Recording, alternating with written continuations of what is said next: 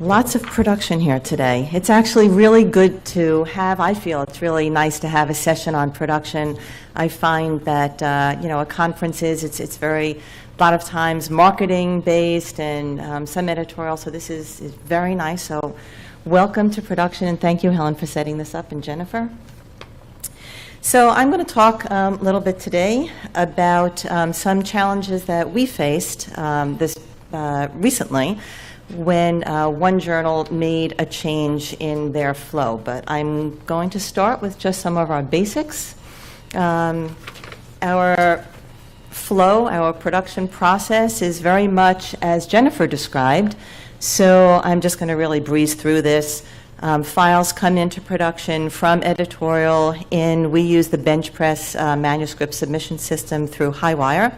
And they come in, and production editor handles the intake and adds some notes to prepress. A lot of metadata moves through, but not everything. Prepress vendor returns an XML templated Word file back to production for copy editing. Then the production editor reviews the copy edited files, returns the files to prepress to create first pages. The first pages are then received back in to editorial. They go out to the author, and they come in for the production editor to review. The production editor gathers all the corrections, annotates the PDF, and returns first proofs back to prepress. This is the one juncture I'm just going to stress a bit, because when the revised PDFs come back into production, they also, at that point, when those first pages are corrected, but not yet reviewed by production, they are sent out to our online host for publish ahead of print posting. So just kind of keep that in mind as we go forward. Then we have, rounds of corrections until we get to the final stage, and files are sent for the print issue to our printer, and also to online for the full issue upload. So that's the basics of how we do production, which I am hearing from my colleagues here is pretty similar, Helen being an exception, because they were here to disrupt things. I do want to take a moment just to talk about that we have found it's really important that we have a good relationship with our prepress vendor, and we use as robust a process as possible.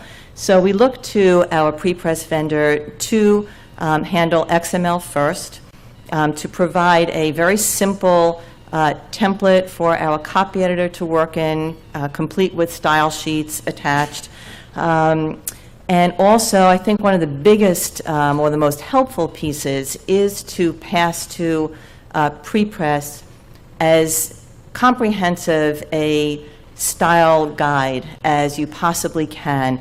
Things, elements that can be captured on global search and replaces, or any kind of word guides or company lists of company names that repeat through your journal's pages, anything like that, any stylistic points, any lightweight copy editing. It really has been a tremendous help in the process overall. So I just wanted to share our experience about that.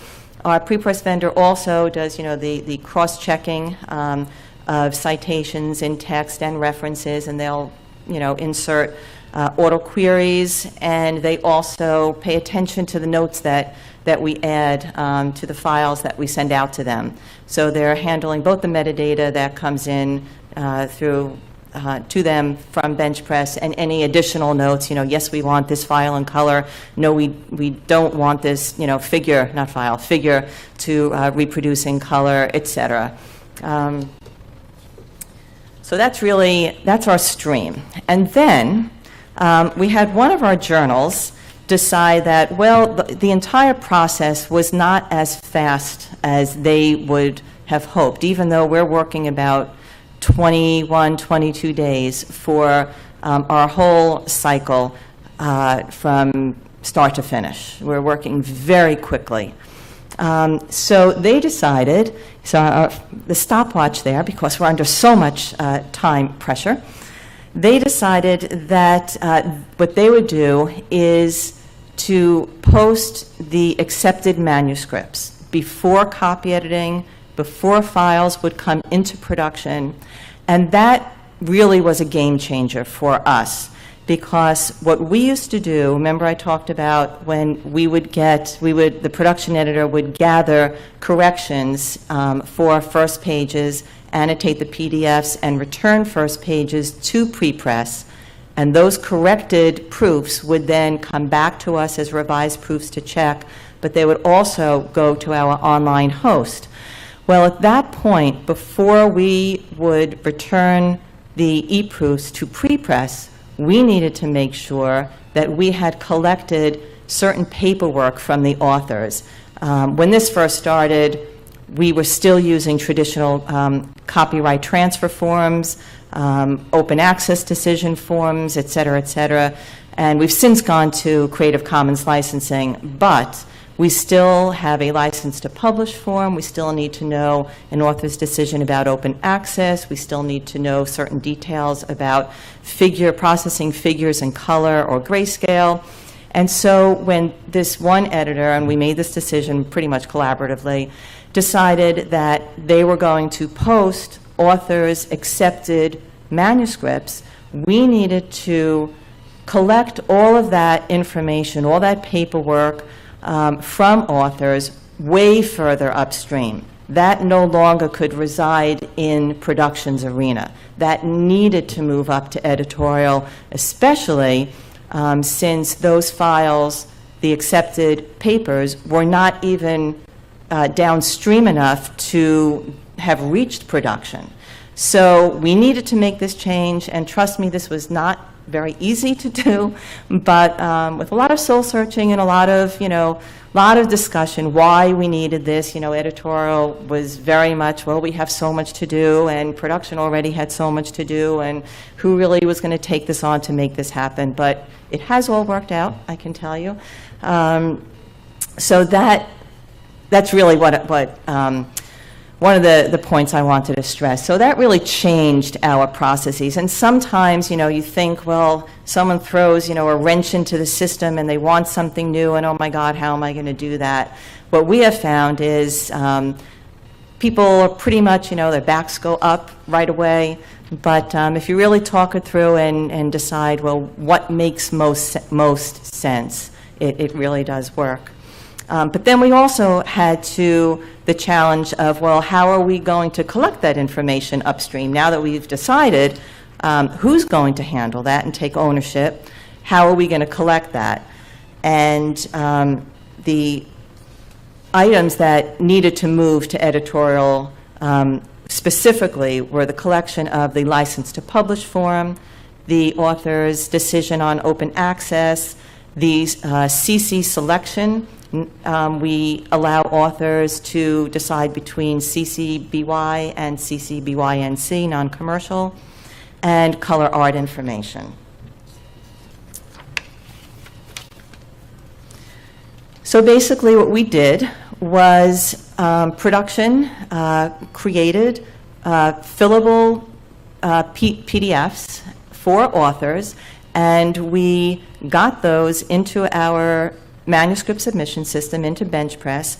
So at the point of not submission, but of course acceptance, they were right there for the authors to deal with. And we all know that editorial usually has way more sway with authors than production does. And it just, again, it really made sense for that to be the juncture, the collection point for all of these forms. When I was discussing this topic with Helen early on, Helen said, but aren't you just moving, I won't say the delay, but well, we are moving the stage at which we collect these forms, and aren't we, we're not really saving anything. Why couldn't production keep doing what it was doing and keep collecting the forms? Well, from experience, I now know that this really does make things faster, because like I said, authors are already engaged with the editors, and at the point of acceptance, the editors really have the author's attention, and they're already filling out other forms, the author's declaration that every author has seen, their accepted paper, et cetera, and they're signing off. Well, what's a few more forms? So we made it really simple, and it really has worked very well. And then we decided, well, it's worked so well that we are going to parlay this across all of our journals and add a few things. Well, this is what's collected at acceptance. I will keep going here. What we decided is that we were also struggling a little bit with editorial. We publish a number of journals, and it seemed like some editorial offices more than others were just trying to get their papers into production as quickly as possible. And then they would worry about all the changes they wanted to make. They would worry about that at the first page stage. And we said, no, we're making all these changes. Let's just really sit down and talk about everything. And we decided that production was only going to accept final papers from the editorial offices. And maybe some of you already do this, maybe most of you, but we certainly had not done this. We really were the department that would take papers really quickly and then handle oodles of corrections from authors, from editors. We also sent papers out for proofreading. There weren't that many proofers' corrections post-copy editing because our production editors do a cursory review of the copy editor's work.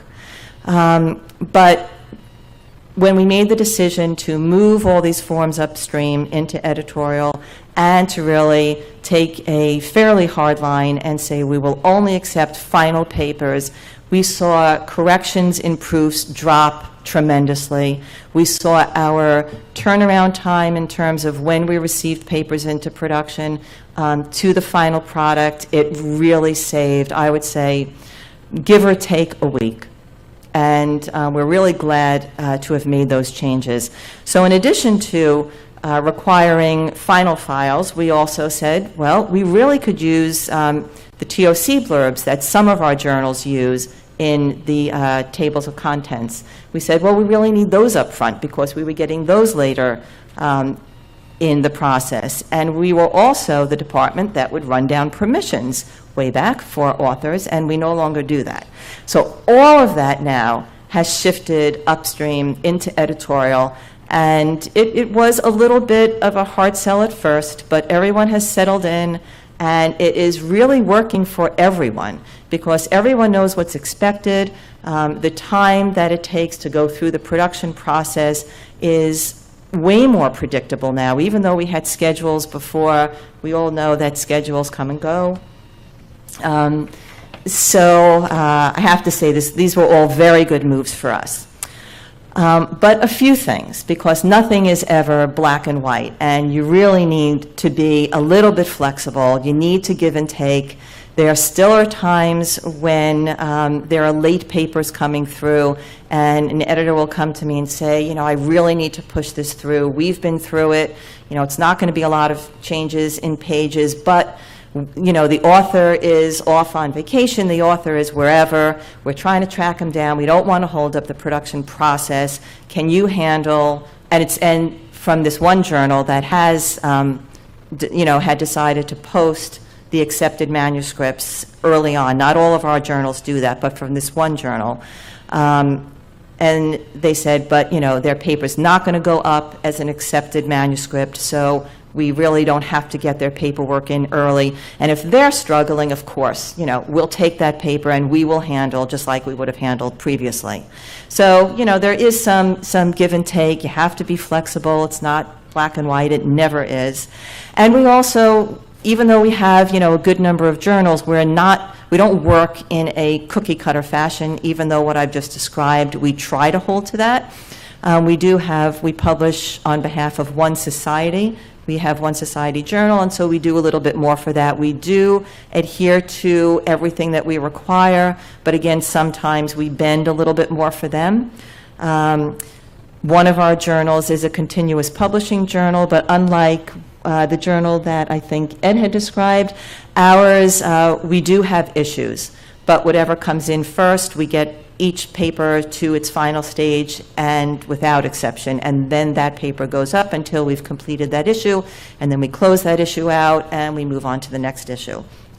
Some of our journals follow a fluid publish ahead of print stream, which means that every paper that comes through production, the first version, the corrected first pages, those papers go online as early editions, publish ahead of print, and then they're replaced eventually with the final version of that paper when the full issue posts. So, you know, we have a number of different streams, a number of different ways of working, but for the most part, we now have embraced our new way of certain collection of author information upstream in the manuscript submission system by editorial. They don't move a paper to us until all of that is in and decisions made, and they have worked the file over enough to call it final, to keep the level of corrections to something very manageable in pages.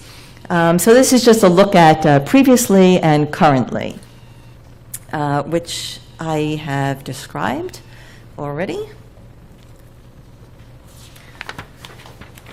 And I've mentioned that, you know, well, what has this really gained us? Sanity, number one, that's not up there. Time savings of about 1 week from acceptance to online.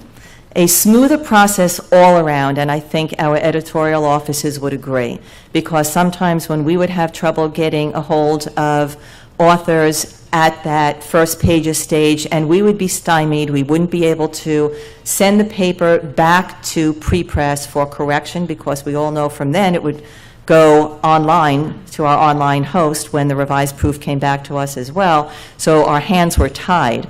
So we don't encounter that at all anymore, because we know an author's decision right up front, whether they want open access, which flavor of CC they want, information about their figures, how those should be processed, and a whole list of other tidbits. And so it really just is all about the balance. He doesn't look too happy there, so I was really trying to find a different tightrope walker, but this was the best I could do. So in any event, that describes our process, and I'd be glad to take any questions after we're done here. Thank you.